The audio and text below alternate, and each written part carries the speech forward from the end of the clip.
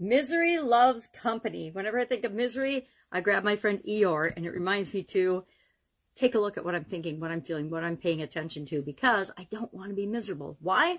Because misery loves company. If I'm miserable about something, I'm going to spread that energy to people around me or people I'm interacting with, and then they're going to focus on the things that they're miserable about. And just like throwing a rock into a pond or an Eeyore into a pond or a little bluebird of happiness. I have a bluebird of happiness. He's not blue because he's sad. He's blue because he's happy. She's probably a she-bird. She has pretty cute coloring and little cute eyes. Either way, gender has nothing to do with happiness and misery, right?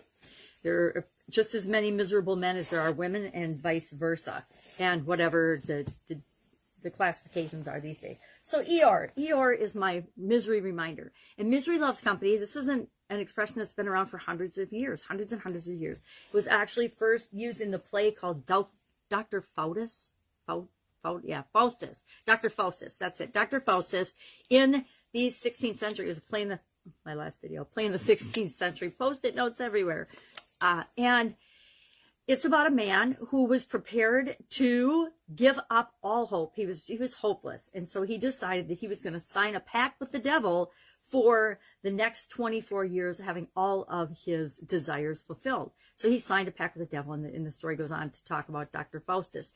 But this saying, misery loves company, became very popular at that time.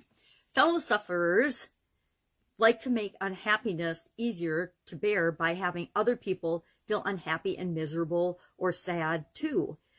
Look at how we congregate. People congregate around pain, around misery. There's, support groups for every problem or thing that's happened to people. There's victim support groups. There's Alcoholics Anonymous or other addiction support groups. They're all coming together around their pain. Now, they're coming together around the pain, the common thing that brings them together. I'm 100% certain they're coming together for solutions, to find solutions. But there is, I want to say, power in talking out and letting things go. That's why there's a therapy industry, right? The whole therapy industry is based on people talking about the past and their problems and how they can get rid of them. But what does this have to do with our businesses, right? What does misery have to do with our businesses? A whole lot of people from, it's been a year now, 2020 and the COVID-19 pandemic, a whole lot of business owners are having a lot of challenges and a lot of change that they have to incorporate into their everyday lives now, into their businesses. They have to change their processes, their procedures, their business practices, their systems to add a whole layer, a whole new element of safety and sanitation and security. A lot of them didn't have to pay attention to before, right? Yeah, your place was pretty much clean, but it wasn't to the level that it needs to be now for us to continue and run our businesses and keep the public safe from something as crazy as a pandemic. So, fellow sufferers, have you ever listened to a conversation around the water cooler? I noticed this in corporate America a lot, or in the break room. There would be, people would come together, and there would be a group that was complaining and bitching and moaning about something. There'd be the groups that were talking about a new project that they were excited about. And you could actually walk into the room and almost feel the energy and the difference. One side of the break room, I remember one work environment in particular, one side of the break room was always people that were bitching and moaning and complaining about things and were negative and were, the company or their manager, their boss or their coworker had always done these things. And they were all like one-upping each other on who had the worst experience, who was the most miserable. And the other side of the break room, it was really funny.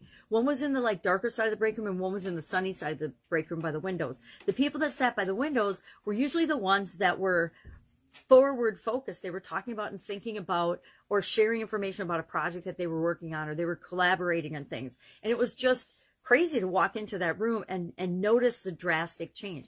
And I doubt that the people that were in there noticed it, but as a new person to the environment, a new person to the culture, it was like night and day, black and white. It was clear as a bell. I'm not sure where clear as a bell comes from, but it was really easy to see the difference.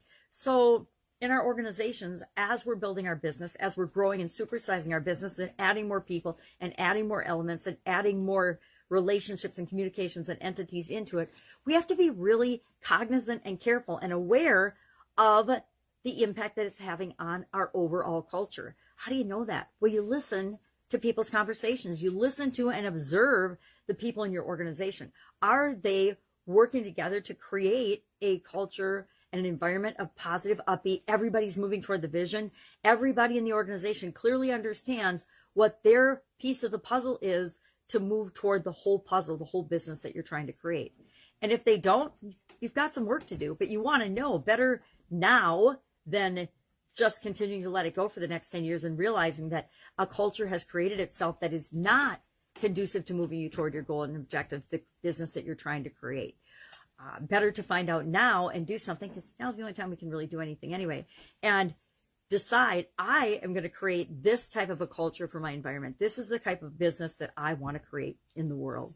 And make sure that you're driving that. How do you do that? By leading by example, by being the example of what you want to see with respect to culture, behaviors, communications, relationships within the organization. You, as the owner and the head of that department, division, or the business as a whole, that's your responsibility. It's your responsibility to determine and set the tone for your work, your area of responsibility, the people that you're responsible for. So if you're the creator, the founder, the owner, the bigwig, the CEO of the organization, it all falls upon you. If you have one division or one department that's got a sick culture in it, or a misery-focused culture, it's your responsibility to work with the leader of that department, that organization, to change that environment, change that culture. Guess what? Sometimes the leader of that part of the company is the problem. And if they don't see that everybody is falling in line and behaving just like they do, then that's a learning opportunity and a choice. It's always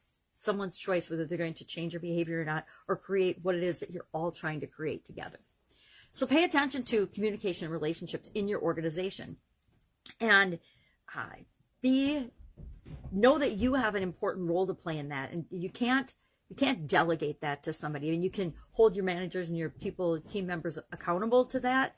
But if you're not communicating and leading by example and setting the tone for the organization, it's just like a brand. Our brand, we all have a brand whether we know it or not. Most of us by default, but the people that do it on purpose, it's amazing to watch and see how powerful that is. We need to do the same thing with our culture in our organizations. We need to audit and pay attention, and then put systems and processes and procedures in place, or habits and practices that create the culture long-term that we want, so that we can have the communication and the relationships and the teamwork and the leadership that we need to create the difference we want to make in the world. So I'd love to know your particular experience with Misery Loves Company. I think of some of the industries I've been in, and some of them are more misery focused than others. And in each industry, there's the most miserable segment of that industry, and then there's most positive and optimistic segment of that industry, and everything in between. And you get to decide what area you're going to work in by what type of customers and clients you attract, and what type of your products and services solve for people.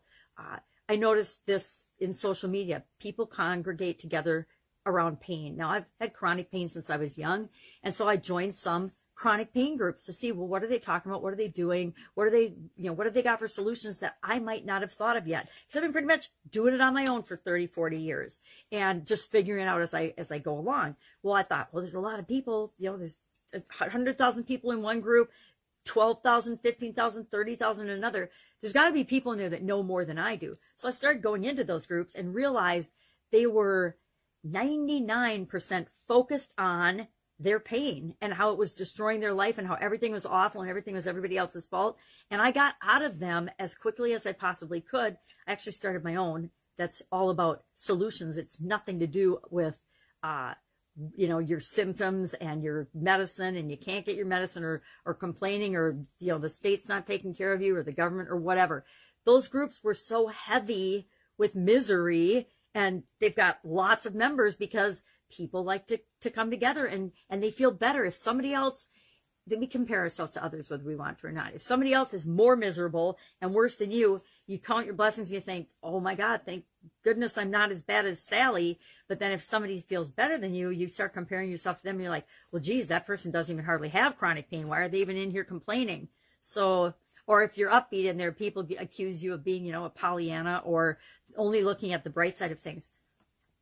hello, what's wrong with looking at the bright side of things? That was my question. So I quickly removed myself from those groups before I was removed from them. But there's examples of that all around us. And we just have to be careful to pay attention to who we're associating with and how we're showing up, because whether we know it or not, people pay attention to what we're doing a lot more than what we're saying.